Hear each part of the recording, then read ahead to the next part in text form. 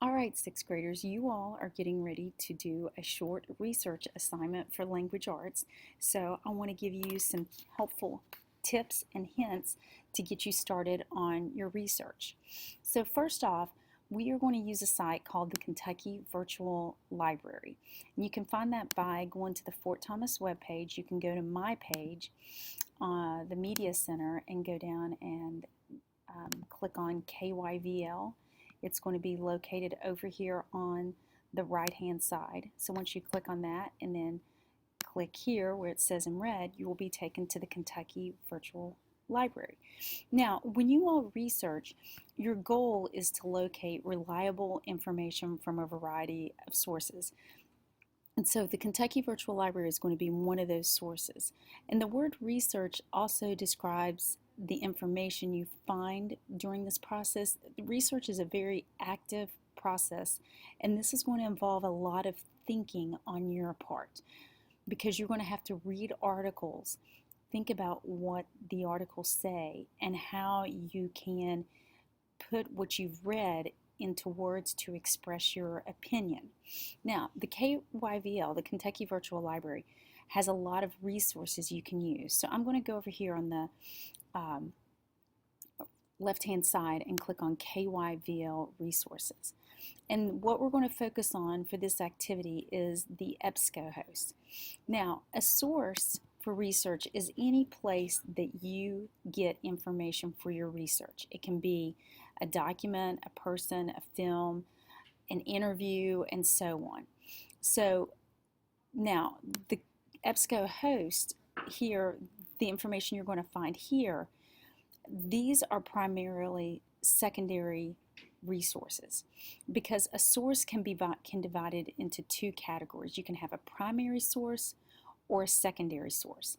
A primary source is one that's an account or document created by someone with first-hand knowledge, like a letter from somebody from the Titanic, or their journal entry, or an eyewitness account of someone who saw the Titanic sink. Those are primary resources, as well as an interview. You may want to consider interviewing, maybe not your parents for this assignment, this research letter, but you may want to interview somebody else's parents. That would be considered a primary resource. And a secondary resource is any document that is gathered up by people who do not have first-hand knowledge of an event. And most magazine and newspaper articles are secondary sources. So what I'm going to do right here is I'm going to go down and I'm going to choose some different sources for us to look at here. I'm going to specifically look at the Middle Search Plus and this newspaper source because they will provide us with a good starting point for our research. So I've selected those, and now I'm going to click Continue. Now, when you're looking here at this screen, you've got your search box that you can work with, and you look at this Show All, and this shows you the two databases that we are going to be using for our research. Now, you're going to be writing an argumentative letter about why your parents should or should not allow you to have a social networking account. So you want to come up with some search terms to help you with this. And so first of all, I'm thinking this is, a social networking account. Okay, so that's one keyword you can do. So I did like social media, and when I typed in social media, you see right here, social media effects on teens. Then what I'm going to do is go over here and click on full text. You can see right now that this limited my research to 41. By clicking on full text, I only have 36 articles to sift through. But when I'm scrolling down through here, student examines negative effects on social media on teens. This would be a great article for you to use. And then there are other articles that you can look at here, and some of them will have opinions, some of them will be first-hand accounts, but those are all resources and ideas that you can weave into your paper. And another social media account that you all use a lot is Snapchat. So I just typed in Snapchat and, oh, I spelled it wrong, Snapchat, and look, there's self-esteem. So on this one, you can see, look at your result list that comes up, and you can definitely see by looking down through here that there are definitely some articles that you could use here. And something else that I want you to notice is I use this, or chose to use this word and this is called a Boolean operator. And so what this means is that I'm asking this database to look for articles that have the words Snapchat and the word self-esteem in it. So that search that I just did right there was looking for articles that had both of those words. Now I'm going to switch it and use another Boolean operator called or. So right here I'm going to use Facebook or social networks. So what I'm asking the database to do there is to find articles that have the word Facebook or social networks in them. So this creates a broader search. When you use the word and, it narrows it a little bit. So you can see that we've got 118,000 hits here. But there's definitely some good articles that popped up here. This one is great. Is Technology Killing Our Friendships?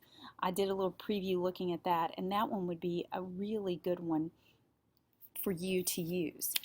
And all of the articles here in the Kentucky Virtual Library, these are considered credible sources, because when you're doing a research paper or presenting an argument, a persuasive one like you're trying to do, you really want to use research and articles that are persuasive. And if you're looking down through these, one way that you can determine a source's credibility is by looking to see if there's an author. And there is an author here. And when you click on these links, these authors will give a citation for their sources, or you just know that it's going to be a quality resource because it's contained within the Kentucky Virtual Library. The Kentucky Virtual Library is a product that our school district pays for us to use, and because we pay for this, that means that someone has researched the information in these articles, and so that makes this site very similar to the content that you would find in a book, which makes it a credible resource. And another way that you can determine credibility too is by looking at the publication date.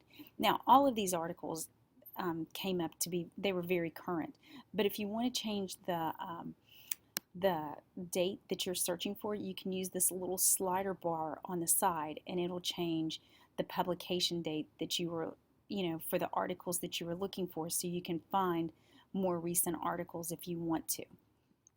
Now, with the Kentucky Virtual Library, another feature that I think is really helpful to students is the fact that you can get the citation for this, the MLA citation. And by citing your research, by giving credit for where you have found the sources that you are using in your argument, you are avoiding, or hopefully avoiding, plagiarism, because you'll look at this article and you're going to put the information that you find in here, or the thoughts that you want to use. If you're using some of the thoughts, you'll put them in your own words, but if you want to, choose a specific quote, you can use that too, and then you can cite this. And over here on the right hand side of the page where you see the word cite, if you click on the word cite and then scroll down a little bit, right there is MLA, which is the citation form we use here in the Fort Thomas School District, and there is your citation. So all you have to do is simply copy that citation, and that is done for you. So using the Kentucky Virtual Library helps you, one, research credible resources quickly and efficiently, and you know that you are using good resources when you use the Kentucky Virtual Library. Now, when you all come here to the library on Monday, I will share with you another site that you can use for your research. It's called the Pew Research Center. So some of you may want to use this site in your paper also. This is a great place to get statistics, and I will go over that with you when you come to the library on Monday.